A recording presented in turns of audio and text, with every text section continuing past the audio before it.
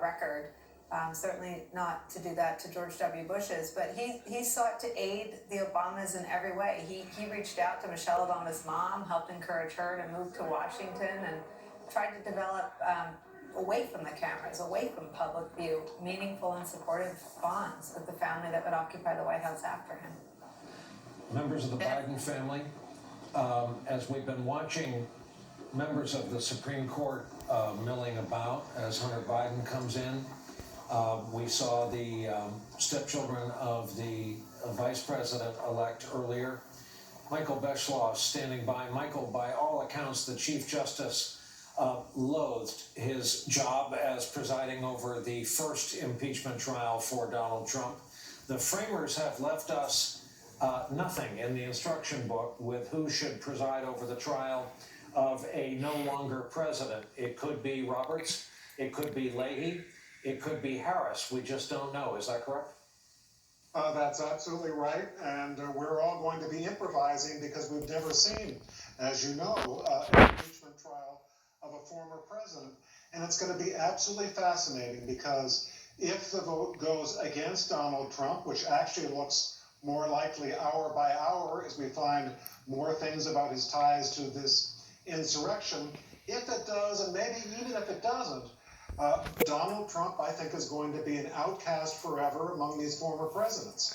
I don't think we're going to see him at these gatherings of former presidents at various ceremonies. Richard Nixon, for instance, was never invited to a Republican convention ever after he resigned. Mike Pence has left a note in the desk drawer for the incoming Vice President, Kamala Harris. The Vice President's ceremonial office is the old Indian treaty room over in the old executive office building, though the Vice President in modern times has had an office in the West Wing.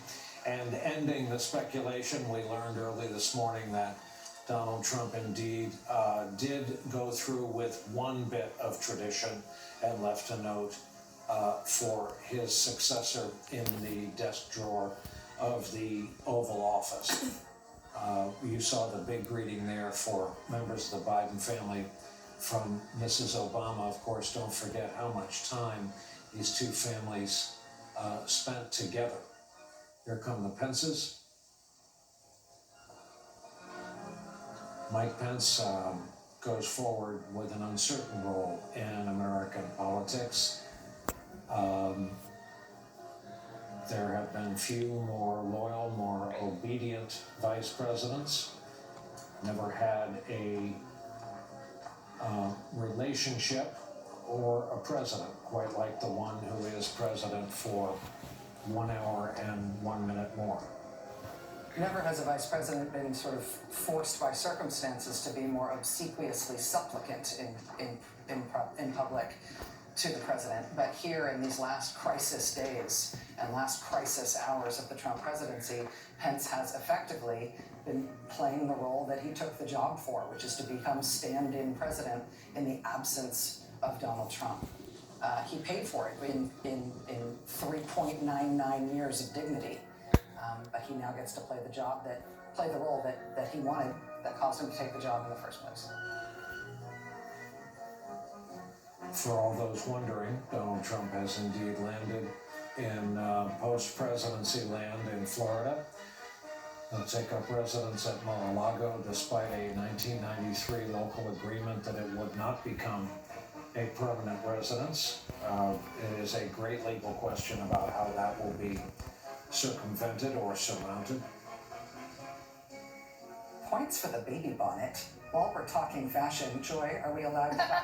I think we can do that all day if you like, absolutely. But to the point you just made off the fashion point for just 1 second, Rachel, Mike Pence is a curious figure, but in a way he also kind of is the human embodiment of the tragedy of really white evangelicalism.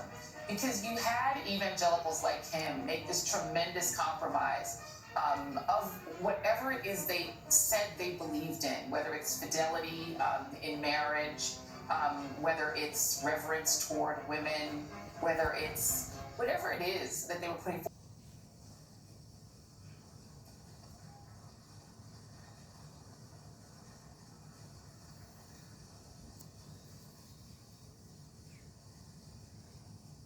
See if we still have audio from Capitol Hill where the Pences were just introduced.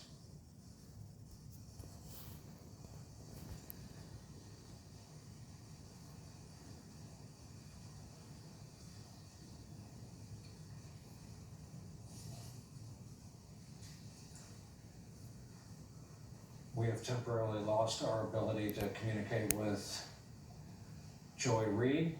Yeah, we should mention Joy didn't get the hook. We just No. lost it. We lost a We connection. have technical difficulties. I also should just mention, I think what's about to happen is I think we're about to see Vice President-elect Harris arrive, which is why there's been a sort of ripple on the dais and with the crowd such as it is there. Watch. Ladies and gentlemen, the Vice President of the United States, the Honorable Michael R. Pence and Mrs. Karen Pence.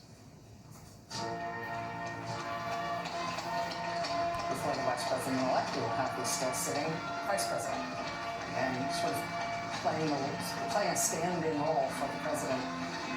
President Trump, who is not here, who bugged out early to give a speech and then go to Florida, refusing to take part in this transfer of power. Rachel, though, to your point, I mean, it's not clear that he wasn't actually functioning as the commander-in-chief 2 Wednesdays ago, when the calls for the National Guard were refused or not taken by the actual president. Reporting suggests that it was Mike Pence who intervened, and there was reporting in the Washington Post and New York Times that West Wing aides had said they would not follow Trump's orders. So I think there's a real open question for historians and reporters at this point to answer for us about who was the actual commander-in-chief in the final days. It's an excellent point and a worrying one. Right. Not because, whatever you feel about the relative competence of Mike Pence and Donald Trump, I mean, that's a fun party game. The presidency is supposed to be, has the powers imbued in the presidency for, and if those powers are being carried out by someone else without the country being notified and without the right procedures, it's not good precedent, in the same way that it wasn't good when Al Haig tried to call himself president in a previous administration. If Mike Pence effectively became de facto commander-in-chief without any transfer of those powers, it's not good in terms of democracy, accountability, and how things could go haywire in the future. It's not something that we can leave as a mystery. Right, and it is the echo and the repeated story of this presidency. We may have dodged a bullet again because heaven forbid something had happened. It is not at all clear who was in charge. We're waiting for members of the inaugural committee. They will be the next to be announced, the next to enter onto the stairs. Then will come the vice president-elect and then the president-elect, just to keep an eye on the clock. 11:05 at 12 noon straight up, no matter the status of the swearing in. And just to give everyone a heads up, Joe Biden is due to be sworn in several minutes before the noon hour. The noon hour is when control of the government shifts. Donald Trump is in Florida. With him is a military aide with the nuclear codes, the so-called football. Every president has a card with the launch codes should they have to do the worst part of the job, should they have to unleash the unthinkable. At 12 noon, Donald Trump's launch codes become inert and unusable. Control is shifted to the military aide who is with Joe Biden for all day today and the duration of his term.